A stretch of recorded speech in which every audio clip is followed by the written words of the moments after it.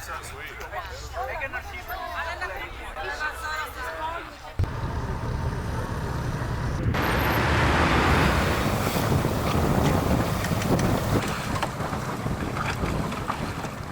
you all saw yesterday, President Trump announced an extension of the ceasefire. He's maintaining and generously offering a bit of flexibility to a regime who has been completely tarnished because of Operation Epic Fury.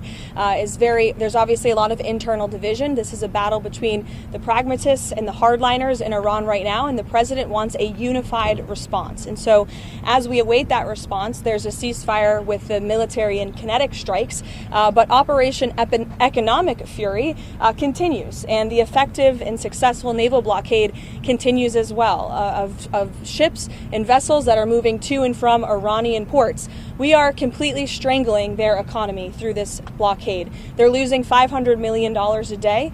The Karg Island is completely full. They can't move oil in and out. They can't even pay their own people as a result of this economic leverage that President Trump has inflicted over them. So he's satisfied with that as we await their response, and we will see. The president has not set a firm deadline to receive an Iranian proposal, unlike some of the reporting I've seen today. Ultimately, the timeline will be dictated by the Commander-in-Chief and the President of the United States. I know there's been some anonymous sourced reporting that there was maybe a 3 to 5 day deadline. That is not true. The president has not set a deadline himself. Ultimately, he will dictate the timetable. Thank you, Caroline. ما تقاضای آتش بس نداشتیم. ما هیچ وقت دنبال آتش بس نبودیم. اتفاقاً بسیاری از مردم ما در این ایام بعد از جنگ 40 روزه از آتش بس گلایه‌مند بودند. اعلام می‌کردند که ما این دشمن شکست خورده رو باید تعقیب کنیم. باید مورد برخورد جدی‌تر قرار بدیم. به هر شکل این آتش بس برقرار شد. به یک دلیل هم شاید این که ما به سری اصول اخلاقی جنگ هم میخوایم خودمون رو پایبند کنیم. لذا این رو من میخوام تاکید بکنم که ما این میدان رو تا تنبیه جدی متجاوز و تا پشیمان سازی نهاییش رها نمی کنیم. البته ظرفیت های فراوانی داریم.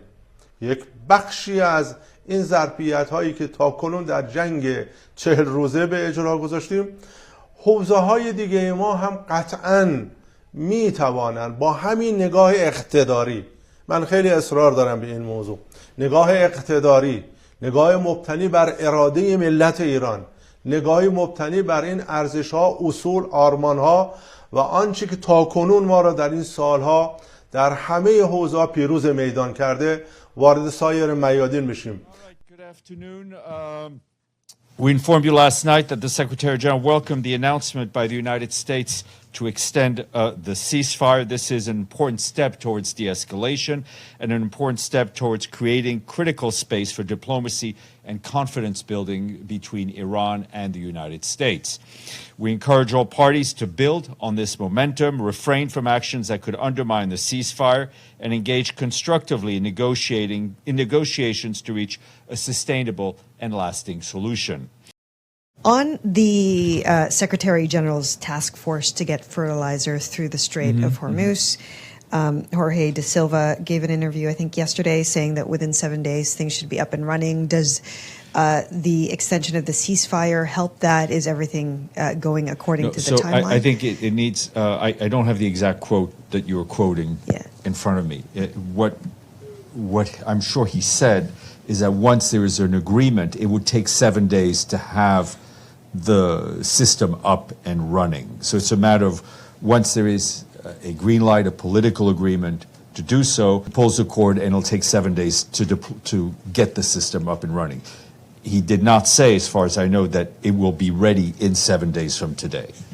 Our aim is not to have a UN system in place. Our aim is to see the Strait of Hormuz reopened fully, for all to respect their obligations to ensure that we have freedom of navigation in these international waterways.